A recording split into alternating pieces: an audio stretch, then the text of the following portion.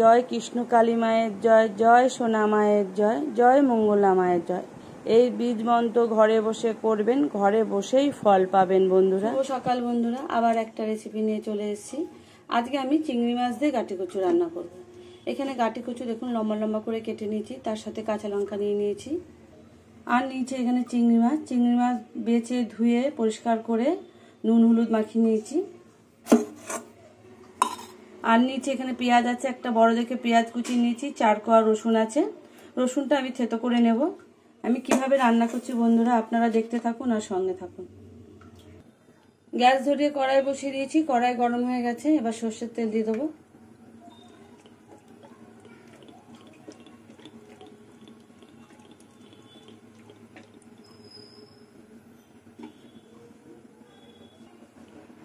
তেল গরম হয়ে গেছে, এবার ফোড়নে কালো জিরে দিয়ে দেবো।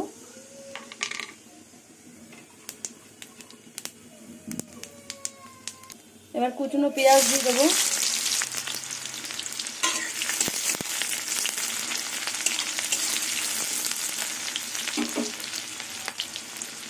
এবার থেতো করা রসুন দিয়ে দেবো।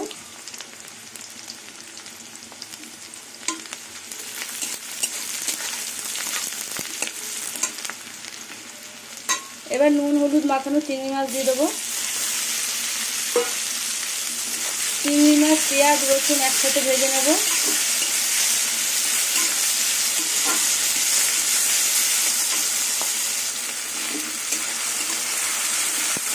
চিংড়ি মাছ পেঁয়াজ ভাজা হয়ে গেছে, এবার কাঁচা লঙ্কা আর গাটি কচুগুলো দিয়ে দেবো।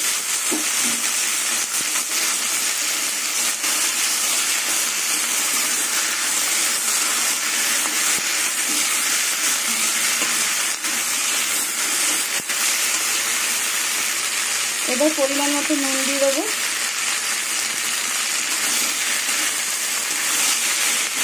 এবার সব কিছু মিশিয়ে ভালো করে ভাজা ভাজা করে দেবো। কিছুক্ষণ ভাজবো।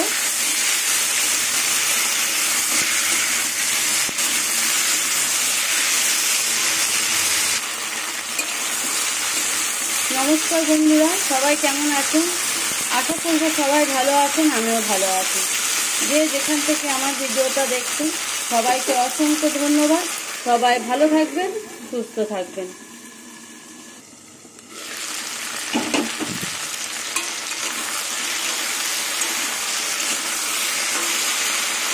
এবার পরিমাণ মতন হলুদ দেবো।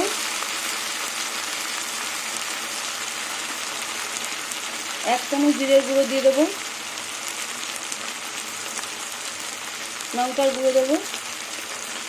এবার সব কিছু দিয়ে ভালো করে আবার কষিয়ে নেব।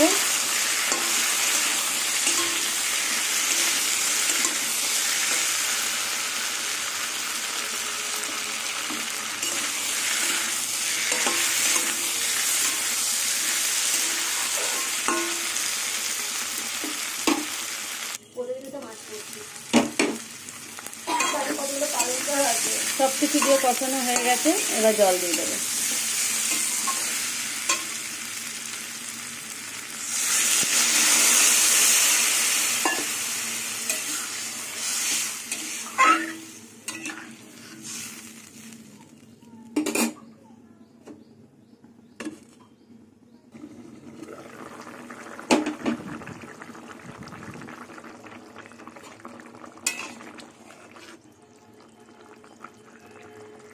সেদ্ধ হয়ে গেছে গাটি কচু। ঝোলটা আর একটু টানতে হবে। পুরনো বন্ধুদের অসংখ্য ধন্যবাদ পাশে থাকার জন্য। নতুন বন্ধুদের বলবো ভিডিওর কোনো অংশ দেখতে দেখতে যদি ভালো লেগে যায় পাশে থেকে যেতে পারো, পাশের বেল ঘন্টাটা প্রেস করে দিও। যখনই আমি ভিডিও ছাড়বো তখনই তোমাদের কাছে পৌঁছে যাবে।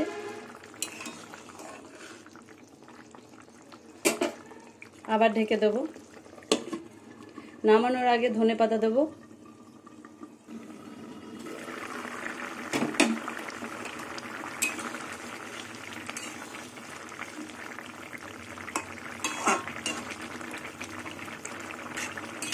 এটা একদম শুকনো শুকনো হবে। গাটি কচু চিংড়ি মাছের তরকারিটা একদম শুকনো শুকনো হবে। রেসিপিটা ভালো লাগলে লাইক করবেন, শেয়ার করবেন, কমেন্ট করবেন, সাবস্ক্রাইব করে পাশে থাকবেন।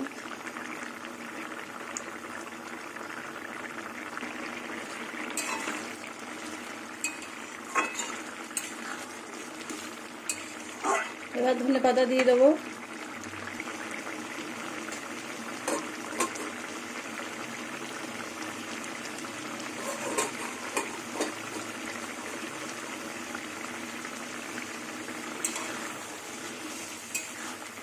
দেখুন একদম মাখা মাখা হয়েছে।